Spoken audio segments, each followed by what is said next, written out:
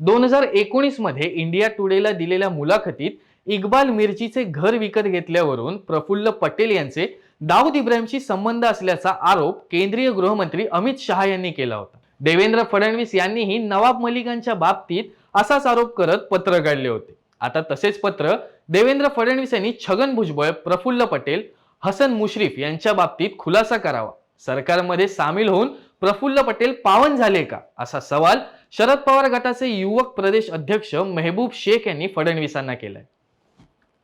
चालत होतं नाही नाही, हॉटेल नाही, ते घर आहे। ते इक्बाल मिर्चीच्या बायकोकडनं घेतलेली जागा आहे। तिथं ते सीजे हाऊस स्थापन केलंय। तुमच्या मुंबईच्या प्रतिनिधीला तिथं विचारलं तर त्या सीजे हाऊसच्या जागेवर पहिलं इक्बाल मिर्चीकडे ज्यावेळेला ती जागा होती त्यावेळेला तिथं काय व्यवसाय चालत होता तर ते तुम्हाला सांगतील। सांगा की आता तुम्हाला माहिती नाही, तिथं काय सगळ्या मुंबईला माहिती आहे, इक्बाल मिर्चीकडे ज्यावेळेला ती जागा होती इक्बाल मिर्चीकडे त्यावेळेला तिथं वेश्या व्यवसाय चालायचा आणि ती जागा आता इक्बाल मिर्चीकडनं प्रफुल्लभाई पटेलांनी घेतली।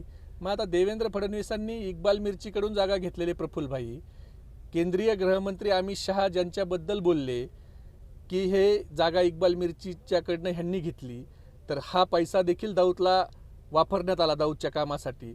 हे 2019ला इंडिया टुडेला देशाच्या गृहमंत्र्याची मुलाखत आहे, हे काय माझं म्हणणं नाही।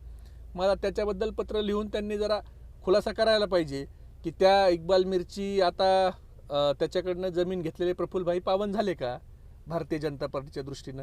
हा खुलासा आता भारतीय जनता पार्टीचे देवेंद्र फडणवीस साहेबांनी पत्र लिहून महाराष्ट्राच्या जनतेला सांगावं अशी आमची माफक मागणी आहे। जशी नवाबभाईच्या बाबतीत पत्र लिहिलं तसं प्रफुल्लभाई पटेलांच्या बाबतीत कधी पत्र लिहून सांगणार, छगन भुजबळ साहेबांच्या बद्दल कधी सांगणार, हा आमचा प्रश्न आहे। आपल्याला असं म्हणायचं का